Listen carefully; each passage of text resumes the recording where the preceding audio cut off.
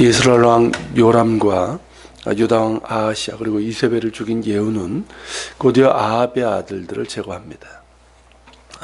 그를 아합과 이세벨에 대한 심판의 도구로 삼으신 것 때문이기도 하지만 권력에 대한 욕심이 있던 그의 입장에서는 비록 왕이 죽었을지라도 아합의 아들들이 남아 있다면 그들이 다시 왕가를 이으려 할 것이기 때문이죠. 그 불씨를 제거하려고 한 것입니다.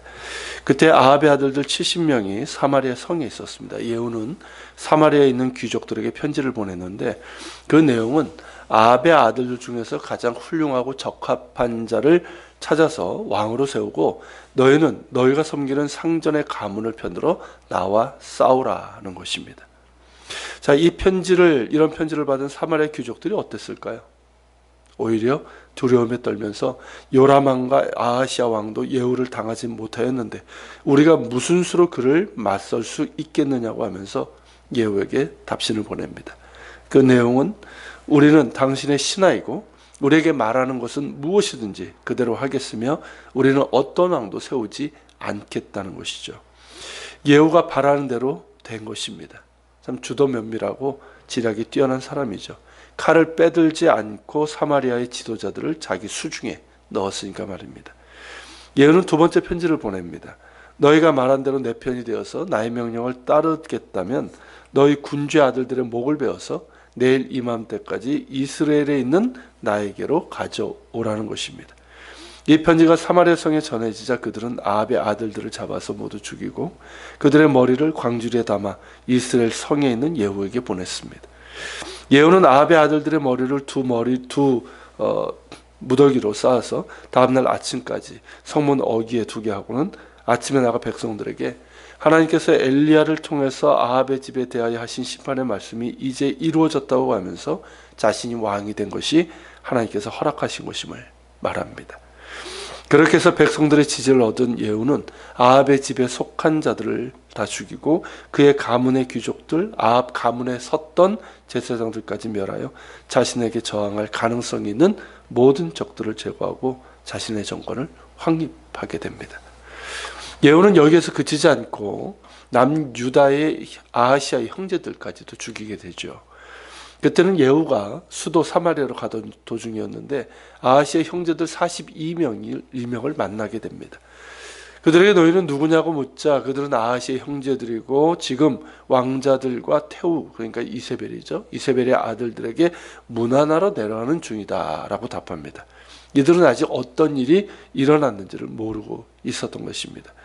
이에 예후는 그들을 사로잡아 목자가 양털 깎는 집 웅덩이 곁에서 죽였습니다. 이런 예후의 행적을 보면 그는 상당한 권력욕을 가졌을 뿐만 아니라 잔인성을 가지고 있었던 사람으로 볼 수가 있습니다. 아합 가문 사람들을 제거한 것은 엘리야와 엘리사를 통해서 주어진 하나님의 뜻이라고 생각하고 그리했다면 그렇게 하는 것이 자신의 정권 확립을 위해서도 필요하다고 생각할 수 있었습니다. 그러나 남유다 왕과 그의 형제들까지 죽인 것은 분명히 지나친 것이었고 결국 예후는 예언을 핑계로 삼아서 자신의 권력욕을 만족시켰던 것이죠. 즉 하나님을 이용해서 자신의 목적을 이루어가는 간교함이 숨어 있었던 것입니다. 이일 후에 예후는 그곳을 떠나서 사마리아 가던 중에 자신을 맞이하러 온 레갑의 아들 여호나답을 만나게 됩니다. 예레미야 35장에 보면 이 레갑 자손에 대한 이야기가 나옵니다. 그들은 하나님께 대한 충성스러운 이들로 묘사되어 있습니다. 이를 통해서 보면 레갑의 아들 여호나답은 하나님께 대한 바른 신앙을 가진 인물이었고 그래서 아합 가문에 대한 불만을 갖고 있었고 그런 까닭에 예후가 아합 가문을 멸한 것에 대해서 기쁘게 여기고 예후를 마중하러 이렇게 나왔던 것이죠. 예후는 여호나답과 함께 사마리아에 남아있는 아합 가문에게 속한 자들을 모두 죽입니다. 이로 인해서 아합 가문에 대한 예언이 모두 이루어지게 되는 것이죠. 또한 예후는 뭇백성을 모으고는 사마리아에서 바알을 위한 큰 제사를 드릴 테니까 바알의 모든 선지자들, 섬기는 자들, 모든 제사장들을 한 사람도 빠지지 말고 올 것이고 오지 않는 자는 살려두지 아니하겠다고 공포를 합니다. 이는 바알을 섬기는 그 사제들 이런 사람들이죠. 이런 자들을 멸하려는 예후의 계책이었습니다. 그렇게 바알을 위하는 대회를 거룩히 하려는 공표를 하고 온 이스라엘의 사람을 두루보내 바알을 섬기는 자들이 모두 사마리아의 바알 신당으로 모여들었습니다. 예후는 자신의 계획을 비밀스럽고 정교하게 진행시킵니다. 우선 바알을 섬기는 자들에게 예복을 입히도록 하죠. 그래서 확연하게 구별될 수 있도록 합니다. 그리고 하나님의 종들은 거기 있지 못하게 하라 이러면서 빼냅니다. 예복을 입은 바알 숭배자들이 신전에서 제사를 드리는 동안 예후는 호위병과 지휘관들 미리 다 부탁을 해놓은 거죠. 그들 모두에게 한 사람도 빠짐없이 줄 것을 명합니다. 더불어서 바알의 신당에서 목상들을 가져다가 불사르고 바알의 목상을 헐고 신당을 헐어서 변소를 만들어 버렸습니다. 이는 분명 칭찬받을 만한 일이었죠. 북왕국 내에 가득했던 바알 선지자들과 그들 사제들을 모두 제거하고 바알의 신당과 목상들을 모두 헐었으니 말입니다. 이로 인해서 하나님께서는 하나님 보시기에 정직한 일을 행하였다 하면서 그의 자손이 4대에 걸쳐 이스라엘을 다스리게 될 것이라고 하셨습니다. 이는 분명 하나님의 은혜이고 축복이라 할 수 있습니다. 그러나 예후는 그 이후에 마음이 달라지기 시작합니다. 정작 자신은 어떻습니까? 전심으로 율법을 지키지 않았습니다. 그러니까 형식적으로만 지키는 듯 했다는 것이죠. 그리고 바알의 신당은 모두 헐었지만 여로보암이 단과 베델에 만들어 놓은 성소의 금송아지를 섬기는 죄에서는 떠나지 않았습니다. 바알 제의는 근절했지만 혼합 종교의 제의는 계속 시행했다는 것이죠. 이는 하나님께로 돌이키는 종교 개혁이 아니라 또다시 오므리 아합의 길로 돌아간 것에 불과합니다. 결국 이로 인해서 하나님의 징계가 주어지는데 그것은 그의 왕국의 땅을 잘라내신 것입니다.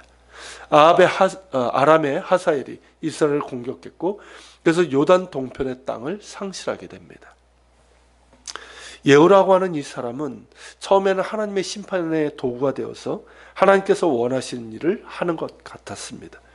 그러나 자신의 정치적 야심이 묻어나왔고 자신의 목적을 위해서는 남한국 왕자들까지도 죽이기를 주저하지 않을 정도로 잔인성이 있었습니다.